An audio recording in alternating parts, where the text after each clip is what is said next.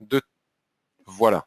Donc bonjour à toutes et à tous, revue de marché Ishimoku du jeudi 8 mai 2014. C'est férié mais les marchés sont ouverts et nous attendons aujourd'hui, de toute façon on attend toujours quelque chose, excusez-moi, mais je suis un petit peu là du marché tel qu'il est. Bon, enfin ceci dit, on n'y peut rien, faut l'accepter, mais je suis pas de bonne humeur face au marché. Nous attendons aujourd'hui à 13h45 les taux de la BCE, des statistiques de la BCE et Mario Draghi qui ne parle je ne sais pas à quelle heure. Donc moi je ne serai pas là cet après-midi pour vous accompagner malheureusement. Je vais noter les seuils, hein. De toute façon on les a tous en tête, ils n'ont pas bougé, sur un papier. Après j'ai mon téléphone portable, je connais mes droites, je sais où c'est. J'ai même pas besoin de graphique, j'ai tout sur un papier. Hop, à 15h, 15h30, je dégaine mon téléphone et s'il y a une opportunité, je rentre. Je sais où je dois placer mes stops, je connais mes objectifs, c'est pas un souci.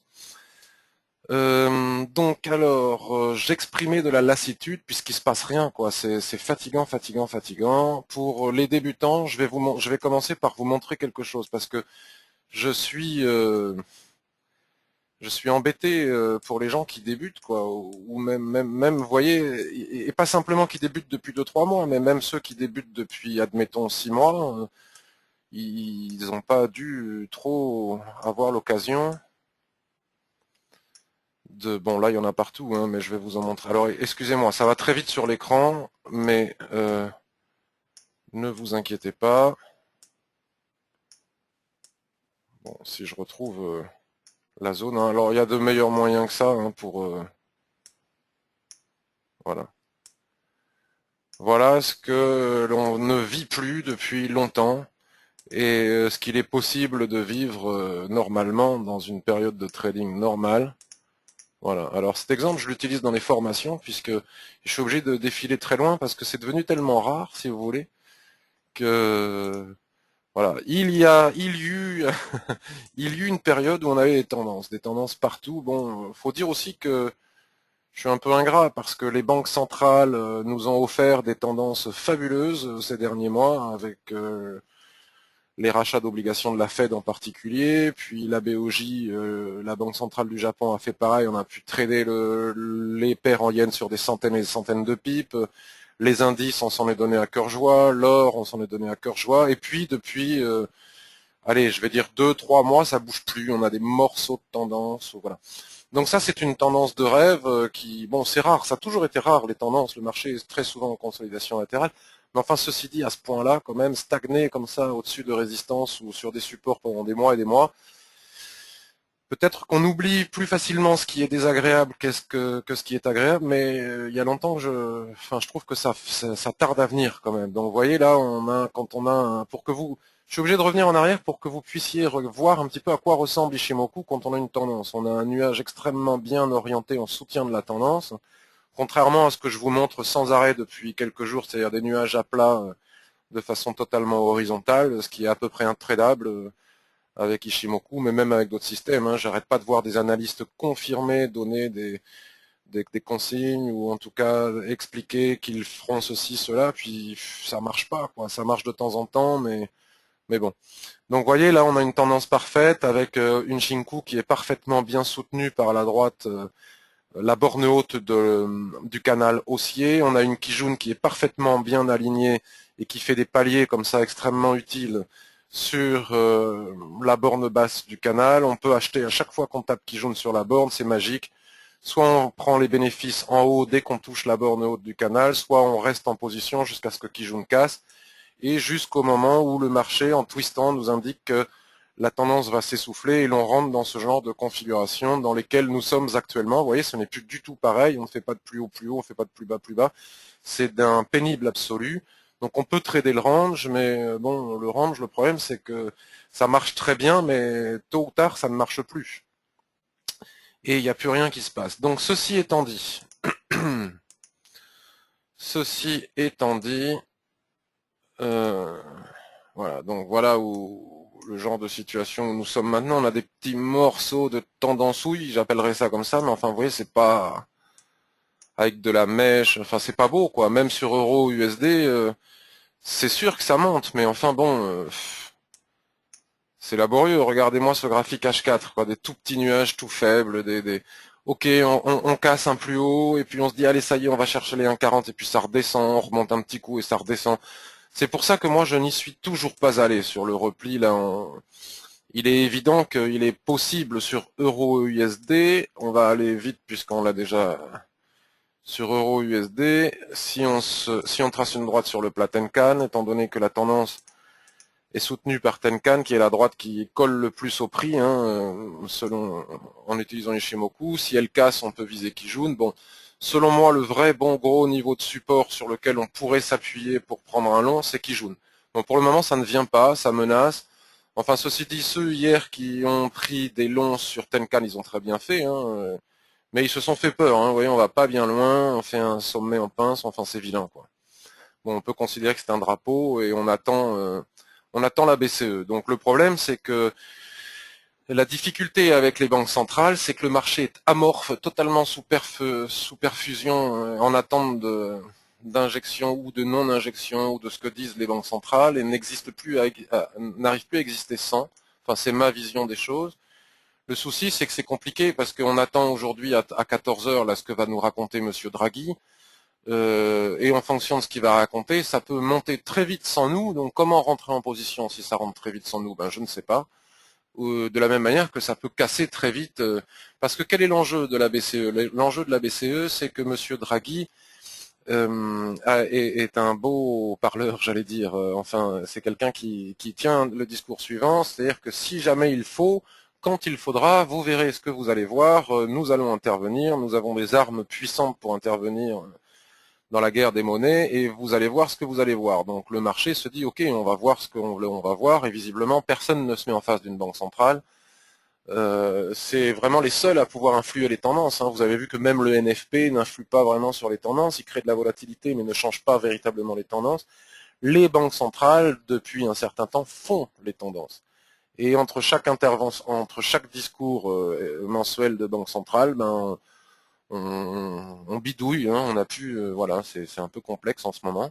Enfin, je trouve, excusez-moi de mon petit, voilà. Donc moi j'ai pas pris un seul trade depuis vendredi dernier, si ce n'est hier, j'ai fait un petit scalp sur l'USD JPY de 15 pips. Bon voilà, c'est pas vraiment pas ma tasse de thé, des scalps il y en a tous les jours, mais c'est pas ma tasse de thé. J'attends de rentrer pour prendre des 150, des 200 pips, des 80 pips, pas 15 pips en stressant, c'est pas mon truc. Voilà, même si je sais le faire et que je l'ai fait plein de fois et que si ça continue, je vais m'y remettre parce que je commence à me lasser. Et bien que la patience soit une qualité extrême dans le trading, bon, j'ai envie de trader comme tout le monde. Mais enfin bon, il ne faut pas craquer. En tout cas, j'ai une certitude, c'est qu'en tradant pas en ce moment, je ne perds pas d'argent. Bon, j'ai pris un trade vendredi dernier, vous allez voir, qui est en train de se retourner de façon très négative. Et c'est encore une conséquence de banque centrale. Donc, euro-USD, on en a déjà parlé plein de fois, on a notre résistance en haut sur le mensuel. On va pas recommencer.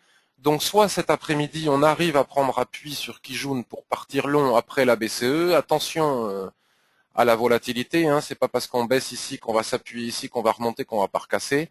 Donc il faut quand même attendre un petit peu. Soit on a la sagesse d'attendre la cassure des 1,3960, la SSB mensuelle, que l'on a vu maintes fois dans les... J'en ai ras-le-bol, je raconte tout le temps la même chose, il n'y a rien à dire. Dans les revues de marché précédentes, donc si vous venez pour la première fois, vous regardez les revues de marché précédentes, vous comprendrez.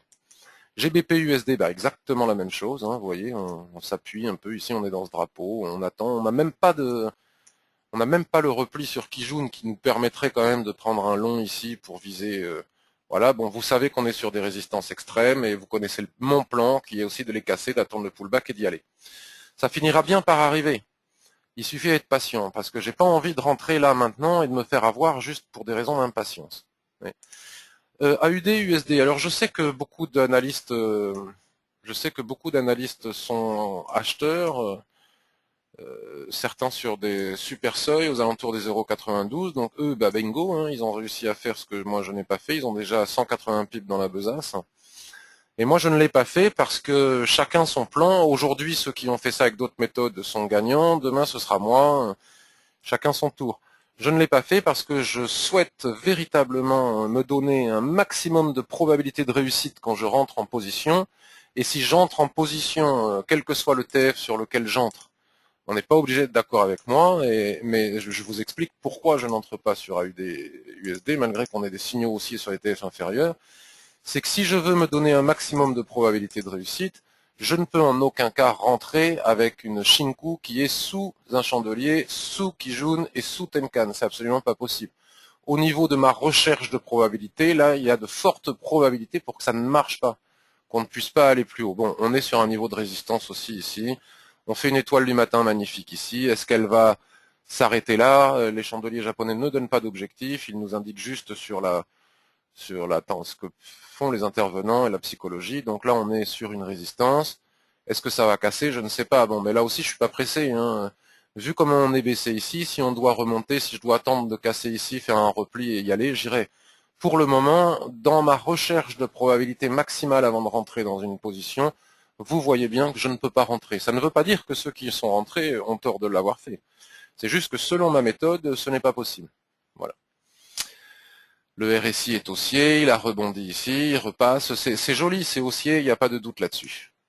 Mais c'est pas gagné. Pour le moment, il ne s'agit que d'un retracement Fibonacci de toute cette baisse. Vous voyez, bon là maintenant on peut l'étendre puisqu'on a fait un point bas ici. Bon, à l'époque c'était un retracement Fibonacci de toute cette baisse et là maintenant on en est où? On continue quand même à faire des plus bas de plus en plus bas et là même si on n'est plus dans cette droite, de toute façon tant qu'on n'a pas 3 points, on peut éventuellement la tracer. Bon bref. Maintenant au niveau des Fibos, ben ça change rien. Comment ça se fait? C'est mes Fibos ça. Voilà. On est sur les 0,382 de retracement de Fibonacci, hein, rien de plus, hein, qui n'ont pas cassé la dernière fois. Donc là, c'est sûr que s'il casse les 0,382 de Fibonacci, il est pas, enfin, c'est tout à fait possible que de viser les 0,96 qui correspondent aux 0,50 de Fibo. Mais pour le moment, c'est pas fait puisqu'on a ce problème ici. NZD-USD, alors j'ai noté sur un papier, NZD-USD me paraît plus sympathique. Mais encore une fois, sympathique n'est pas signal. Donc on attend. Tous les jours, on dit si il se passe ça, on peut rentrer en position. Ça ne se produit jamais.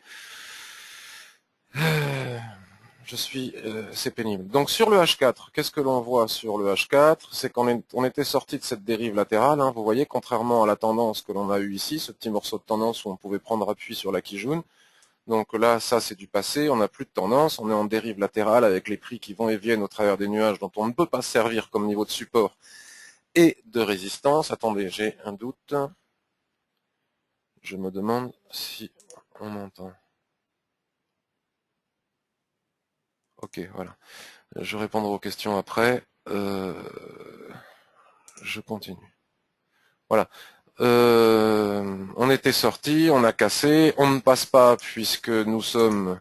Donc une sortie de range, c'est super, c'est toujours signal, à condition bien évidemment qu'on n'ait pas une résistance ou un support juste au-dessus. Et là, si on passe sur le mensuel, on va la tracer la droite comme ça on l'aura à l'écran. On a des plus hauts ici, historiques. Hein, bon voilà, tant qu'on ne passe pas au-dessus, difficile de rentrer en prétendant casser un plus haut comme ça. Ça n'a pas marché ici, ça ne marche pas ici.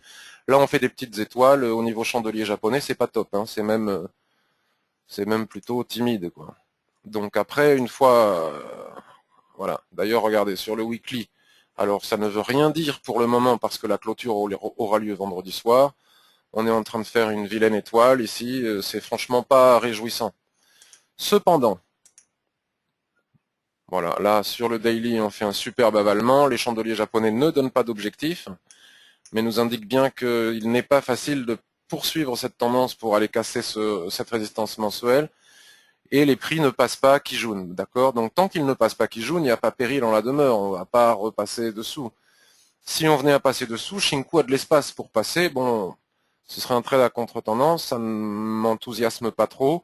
Le RSI 21 reste haussier, mais bon, il diverge clairement. Hein. Voilà, c'est clair, net et précis. Hop. Hop, divergence du RSI.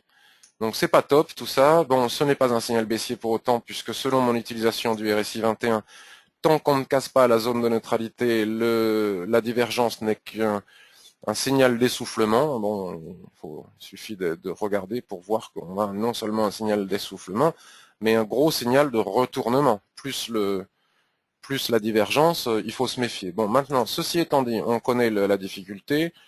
on regarde le H4, aujourd'hui, je sais pas quand le marché voudra bien, si on recasse et Kijun, et sur 9 périodes, sur une période très courte, la tendance s'essouffle complètement avec ici Tenkan qui s'affaiblit, qui va sans doute croiser Kijun. Donc si on revenait, donc tant qu'on ne passe pas ici sous le range, je ne shorterai pas. Par contre, si on venait à casser en clôture ces deux droites ici, étant donné qu'il y a de l'espace partout, on pourrait à ce moment-là éventuellement repartir à l'achat pour viser les plus hauts. D'accord? Donc voilà un premier signal possible, en plus de l'euro USD et du GBP USD, il suffit de patienter. Donc des signaux, on en a, mais ils ne sont pas validés. Il faut attendre le déclenchement. C'est ce que l'on attend sur Euro USD, sur GBP USD, je vous ai expliqué comment, AUD USD j'y vais pas, NZD USD cette possibilité, en sachant que si c'est dans ce sens, vu ce que l'on vient de voir en daily et en weekly, c'était pas super. USD JPY, bon, c'est du domaine de l'insupportable, vous voyez, on est dans une consolidation totale, hein, une dérive latérale, il n'y a vraiment pas de tendance. Donc ça spécule dans tous les sens, il y avait la BOJ cette nuit, ça n'a rien donné, on nous dit que si on casse les 101,50, bon, pour le moment, ça n'a pas cassé. On n'arrive même plus à rentrer en ce range. Ça se compresse de plus en plus. C'est sûr que c'est explosif. C'est sûr que ça va péter, mais pour le moment, bon. Les autres paires en yens, donc si vous aviez des doutes maintenant, vous en avez plus.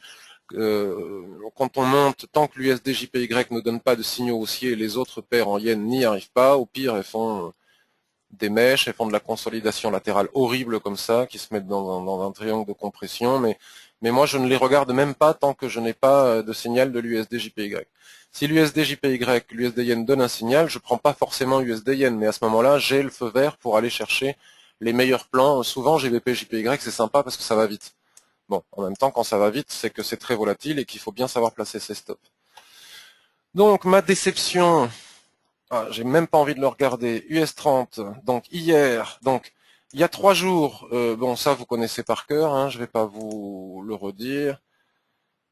Enfin je vous le dis quand même, on est dans un range, donc là j'avais acheté le ressort, l'idée c'était de vendre les soulèvements, tant que ça marche on y va. Bon voilà, j'ai vendu ce soulèvement, je vise le bas, je sais qu'ici au niveau de Kijun, j'ai l'équilibre à l'intérieur de ce range. Bon, les banques centrales ont frappé. Madame Yellen a parlé hier. Poutine est sorti de sa réserve aussi concernant l'Ukraine. Je ne sais pas lequel des deux a provoqué le plus de réactions. Si c'est l'Ukraine, tant mieux, puisque si le fait qu'on évite une guerre en Ukraine me fait perdre un trade, vous comprendrez que c'est vraiment, ça me fera presque plaisir, hein, parce que j'ai envie que la situation en Ukraine me fait très peur. Donc on spécule, mais il y a des limites dans la spéculation. Voilà, en H4, il y a avant-hier j'étais à 125 pips hier j'étais à 160 pips. Vous voyez, on a eu voilà, ce chandelier en particulier m'a fait plaisir et m'a conduit à plus 160 pips sur ma position. Madame Yellen a parlé. Voilà, effet banque centrale, il y en a ras-le-bol. Ce marché n'existe qu'à travers les discours des banques centrales. Donc bon, vous regarderez sur Reuters ou ailleurs ce qu'elle a raconté. Mais c'est ambigu. Elle a raconté à la fois que si l'amélioration du chômage était là, elle continuerait à baisser le QE, mais que bon, pouvait envisager, enfin j'ai cru comprendre entre les lignes qu'on pouvait envisager aussi que elle arrête de baisser de 10 milliards chaque mois les rachats d'obligations dans le cadre du QE. Bon, bref, réaction des marchés, ça remonte. Après m'être retrouvé à plus 160, est-ce que je vais me retrouver à moins 100 ou moins 150? Je ne sais plus à combien est mon stop exactement. On verra bien. J'ai un plan, je le tiens.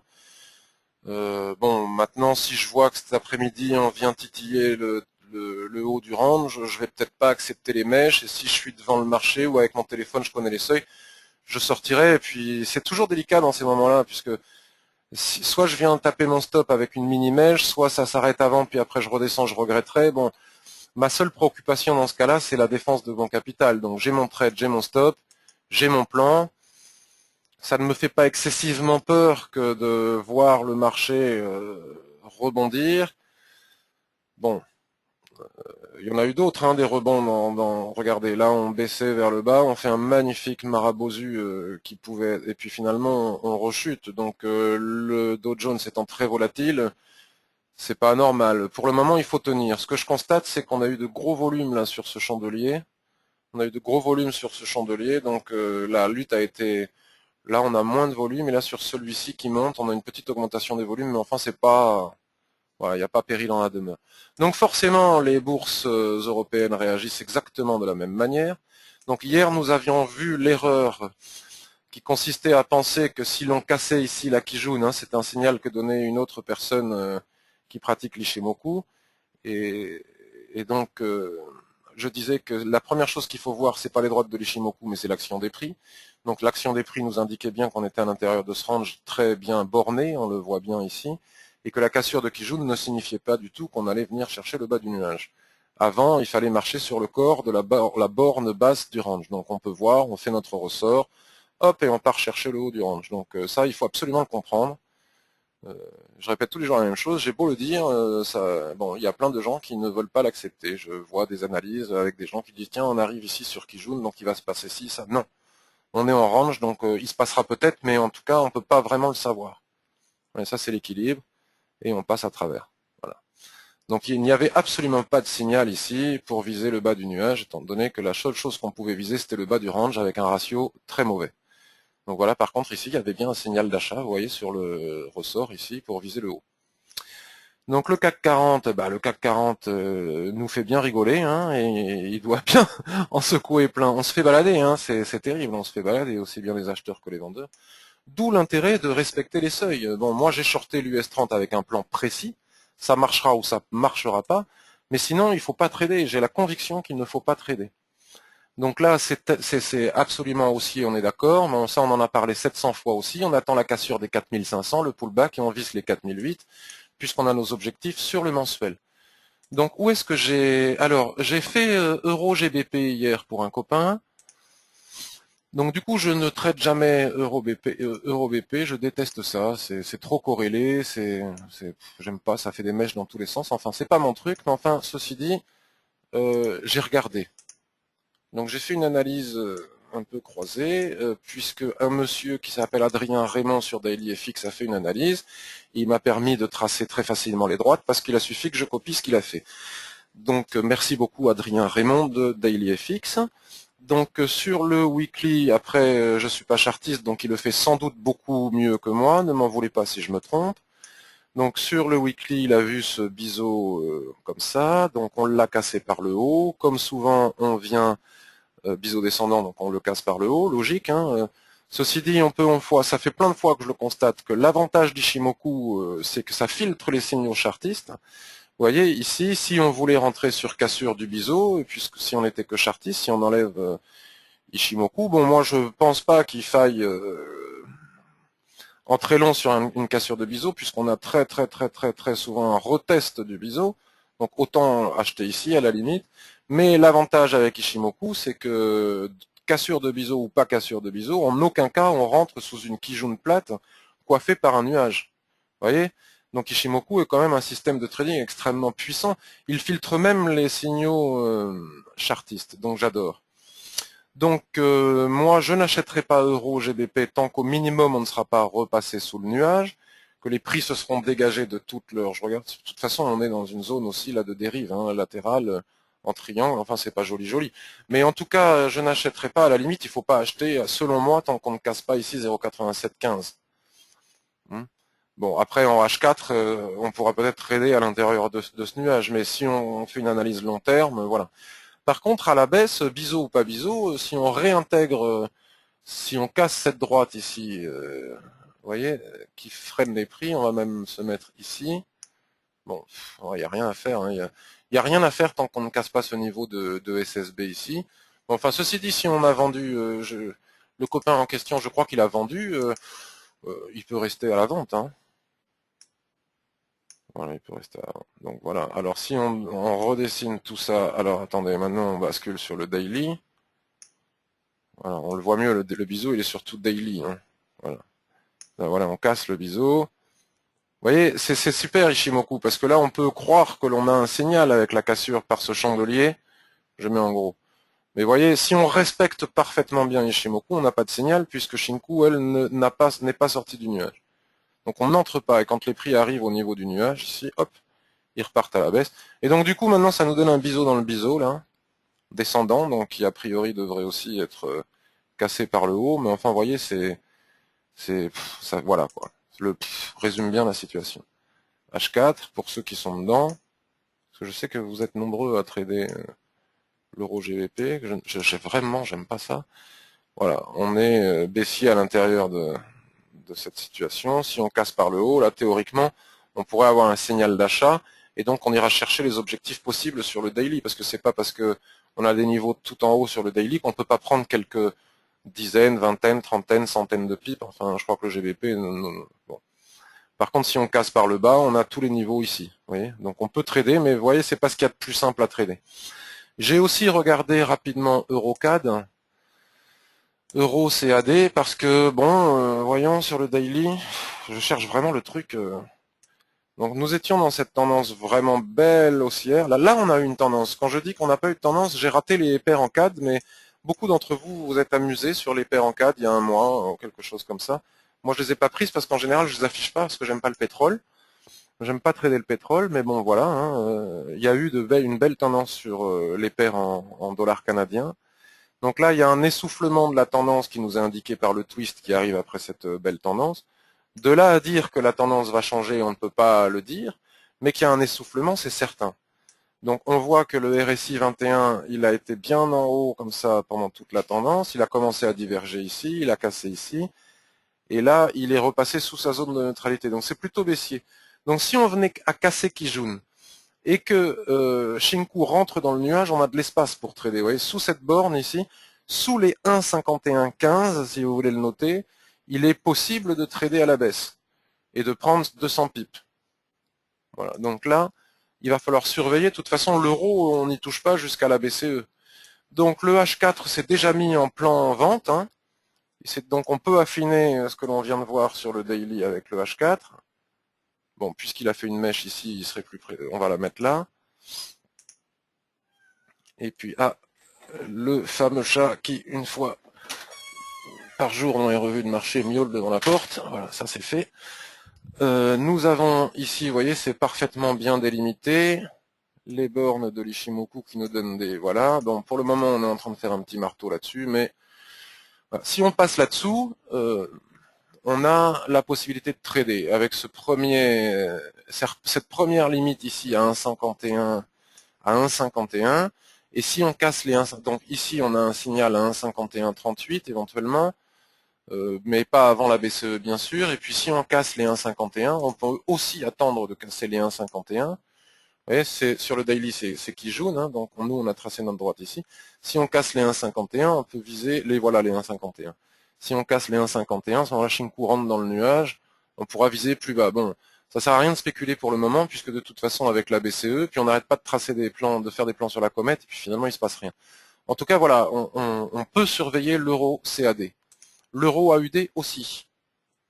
L'euro AUD aussi. Donc sur le H4, donc vous voyez qu'on casse cette droite là, comme ça. On a cassé la SSB ici, ce matin, cette nuit, enfin je sais pas quand. Voilà.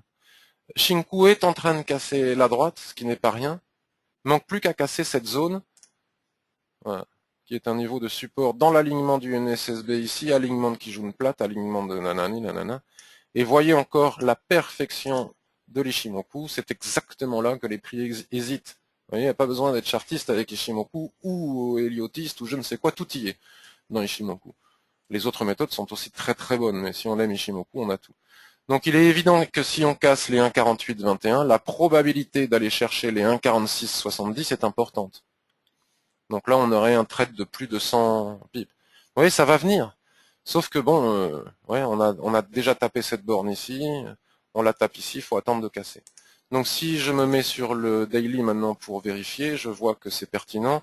Il s'agit de Kijun ici, donc on a une baisse comme ça. Donc on fait un retracement, ça va être un retracement de Fibonacci bien identifié. On rebaisse, la tendance n'est pas remise en question. Bon, la tendance, le tout début de tendance, hein, voyons, on peut, alors, on aura une tendance lorsqu'on aura 3 points ici. Donc soit ici, soit je ne sais où, mais pour le moment, bon, pourquoi pas comme ça, hein, comme ça, enfin, bon, la logique voudrait que ce soit comme ça. Donc lorsque l'on aura un retracement ici, mais ça a peut-être été fait ici, il faut 3 points, donc on aura un début de tendance, vous voyez. Donc comme quoi il faut jamais se précipiter avec le nuage qui commence à s'orienter. Donc si on casse les 1,48, oui c'est ça, les 1,48,20, on peut à mon avis aller chercher Shinku se dégage de tout obstacle. On voit bien que sous la Kijun, il y a aussi ce niveau qu'on a tracé sur le H4 qui est pertinent aussi sur le daily, ce plat SSB. Donc ici on a un signal très clair, hein, la cassure des 1,48,30 en clôture. On peut aller chercher les 1,46, machin, et si là ça casse, ben après on a une tendance confirmée sur laquelle on pourra surfer parce que les tendances de l'euro AUD sont vachement sympas à trader. Vous voyez, donc je donne une limite ici et on voit bien que cette limite est pertinente, hein, les prix sont déjà venus tester cette limite. Si on revient la tester, c'est sans doute pour la casser, mais bon, tant que c'est pas cassé, c'est pas fait. D'accord? Et ça correspond plus ou moins à ce plat Tenkan ici. Donc voilà un signal intéressant de l'euro AUD. Mais est-ce que je ne gaspille pas ma salive? Je ne sais pas, puisque tout va dépendre du bon vouloir de la BCE cet après-midi. NZD USD on l'a vu, AUD USD je voulais le faire, EuroCAD et EuroHot. Donc vous voyez, des possibilités de trading, il y en a plein, il suffit juste d'avoir la patience d'attendre la cassure des seuils. Donc le silver, il n'y a rien à dire, le gold, je vous le dis depuis plusieurs jours, plein de gens se sont mis à acheter les 1305, là ils auraient eu Ishimoku, ils ne l'auraient pas fait, puisqu'on n'achète pas une SSB dans un range qui plus est, borne haute d'un range, vous voyez bien qu'ici on peut tracer un rectangle. Bon, là, il est un peu grand, mais on peut faire un rectangle. Donc, bon, je respecte tout à fait ce que disent beaucoup de gens, mais moi, perso, je ne comprends pas qu'on ait acheté les 1305 ici. Je vois vraiment pas pourquoi, puisqu'on est dans un rectangle et en plus sous résistance. Voilà. Si on se met sur le weekly, voilà. Donc, on est venu faire ici un sommet en pince. Bon, on est dans un range, hein. Weekly, je vous l'ai montré hier, mais vous pouvez tracer un grand rectangle comme ça. Ok, on a eu un double bottom. Ok, un double bottom, c'est une figure qui peut être haussière et qui va permettre un rebond, mais bon, Ishimoku, encore une fois, nous filtre les faux signaux. Ouais. Un rectangle imparfait, mais un rectangle tout de même, vous voyez. Donc la probabilité, c'est que si on était en haut ici, vous voyez, on a fait un avalement sur la borde haute, la probabilité, c'est d'aller chercher le bas. Bon, le marché hésite aujourd'hui sur les ranges. La même chose sur AUD-USD. NZD, vous voyez, on n'est pas revenu chercher le bas, comme on l'a fait jusqu'à présent.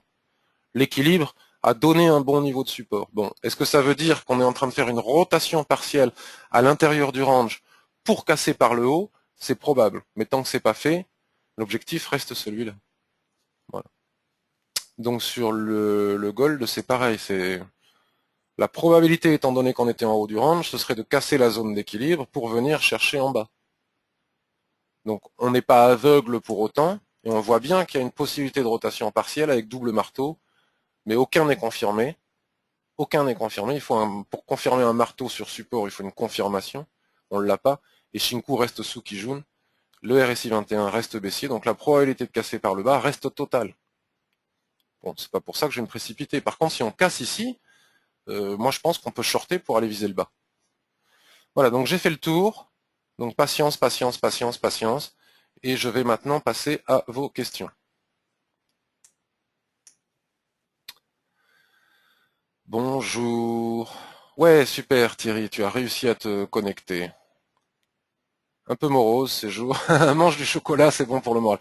Oui, bon, c'est-à-dire que je m'impatiente, quoi. Je suis d'un caractère impatient. Alors imaginez ce que ça a pu me coûter que de devenir trader.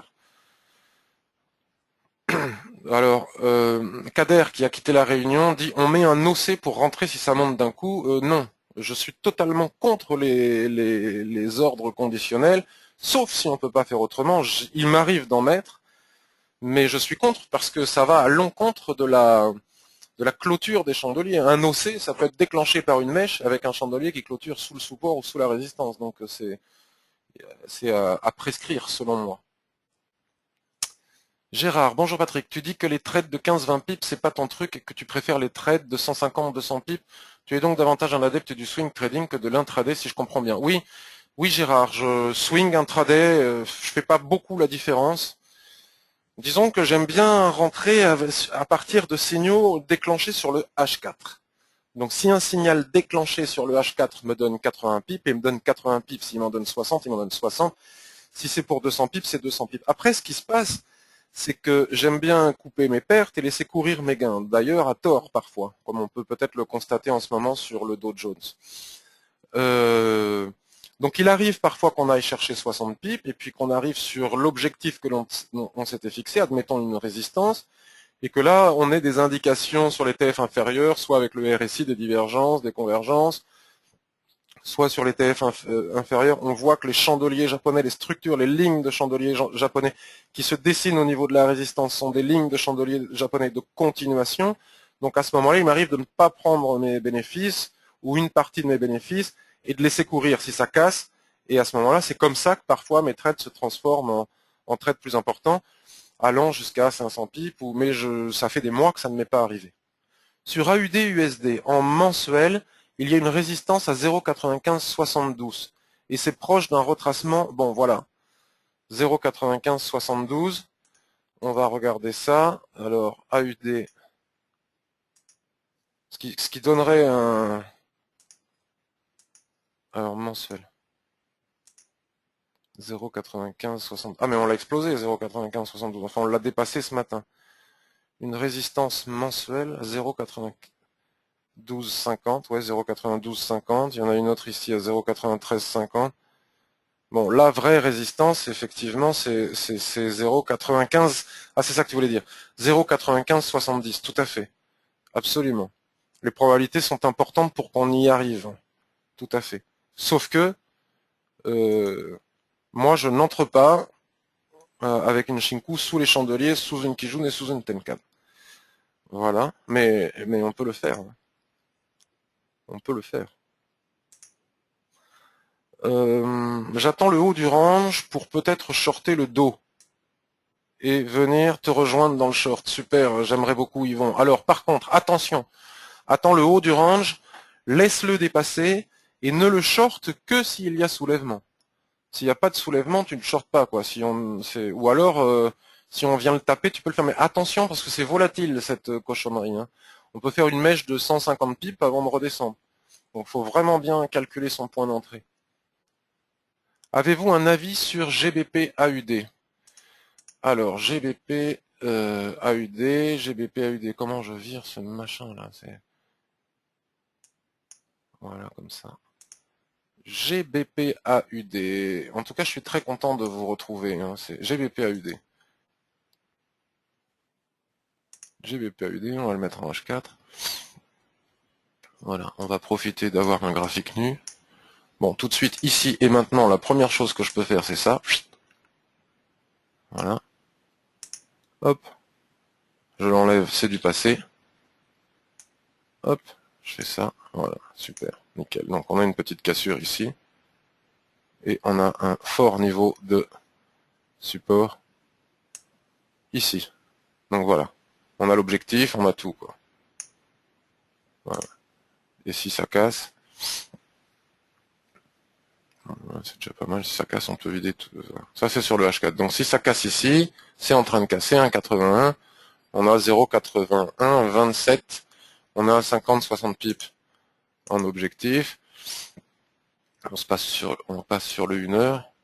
Voilà, on voit qu'on a un support horizontal, là je trace pas la droite, qui a été cassé, premier signal, un support oblique qui a été cassé, donc là on est au milieu entre ça et ça, donc là maintenant c'est trop tard, on ne peut plus rentrer, on pouvait rentrer ici sur cassure ou sur pullback ici, là maintenant il faut attendre soit de revenir tester la droite pour aller le chercher, parce que là si on rentre ici, on a 1,80, 70, 1,80, 30, 30, 40, 50, 60, 60, ça fait 40 pips pour pratiquement autant, voire plus de stop, donc ce n'est plus très pertinent.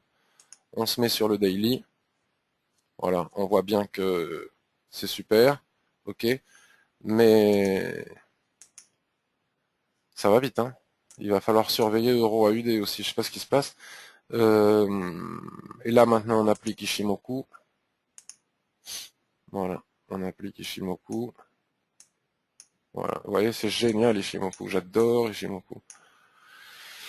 Regardez, la résistance machin qu'on a tracée sur le graphique nu, c'est tout simplement la SSB ici. Shinku casse la droite, hein, c'est important, tout fait résistance. Bon là on va avoir des plats Kijun qui vont nous ennuyer, pour venir atteindre l'objectif que j'ai tracé. Donc on va respecter Ishimoku. On voit qu'ici on a un alignement de Kijun dans l'alignement de la SSB, donc ce sera notre objectif. Donc là très clairement, on ne peut pas rentrer maintenant avec ça comme objectif.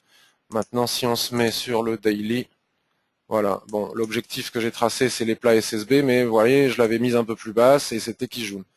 Donc là, si on reste que sur le daily, si Shinku là est en train de bon, c'est beaucoup plus facile de traverser une droite qui est verticale qu'une droite qui est horizontale. Donc ça va passer, et là, elle va venir rencontrer les prix ici. Donc Kijun est un bon objectif, 1,80-20, on va dire, est un bon objectif.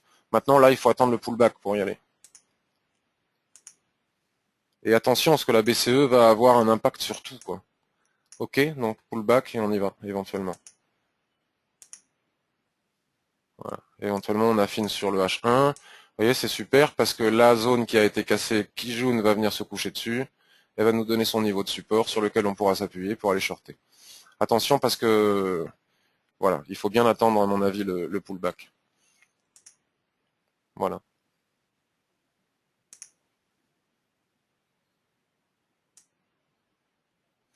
Orange, ce qu'il faut considérer, c'est le bas du rectangle qui constitue un support et on achète sur un ressort, ou le haut du rectangle qui constitue une résistance et on vend sur un soulèvement.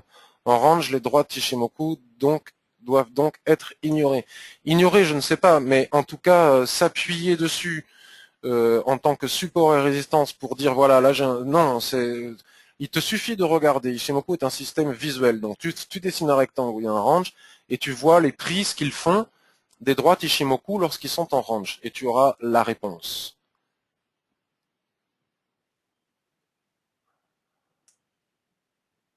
Pour réaliser des trades de 150-200 pips, utilise-t-il un trailing stop? Pas du tout, afin de t'aider à rester en tendance plutôt que de sortir prématurément. Non, je ne touche pas à mon stop. Éventuellement, si je laisse courir après la position, je le descends en fonction des droites de l'Ishimoku, mais en général, je ne touche pas au stop. Éventuellement, je peux le mettre à zéro à un moment donné. Mais non, pas de trading stop parce que le marché respire et donc en allant chercher mon objectif, je peux avoir des mouvements contraires qui, au contraire, avec un trading stop, me sortiraient. Pourquoi RSI 21 plutôt que 14? Donc je vous invite à découvrir le site que j'ai créé. Voilà. Donc ici, vous avez mon site. Et si vous cherchez bien, vous trouverez ici un forum qui vous conduit à cette page. Vous avez l'index du forum. Voilà. Et en cherchant dans le forum vos techniques Ishimoku, comme ça, vous trouverez un gigantesque chapitre sur le RSI 21. Et sur plein d'autres questions que vous vous posez d'ailleurs, peut-être. Alors, je vais prendre une ou deux autres questions.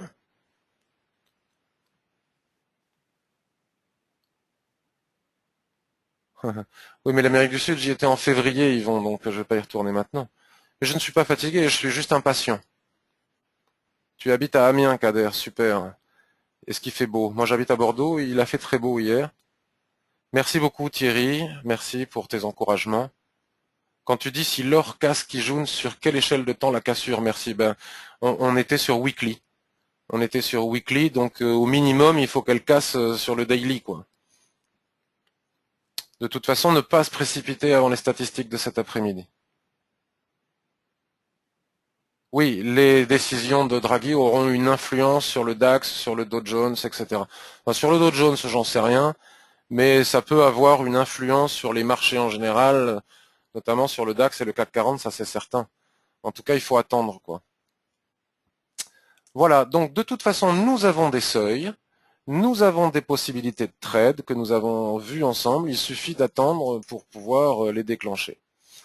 Donc sur ce, je vous souhaite une excellente journée. Je vous le redis, si vous avez l'occasion de regarder en différé ou si vous connaissez des gens qui regardent en différé les vidéos, dites-leur qu'ils peuvent éventuellement de temps en temps commenter, dire bonjour.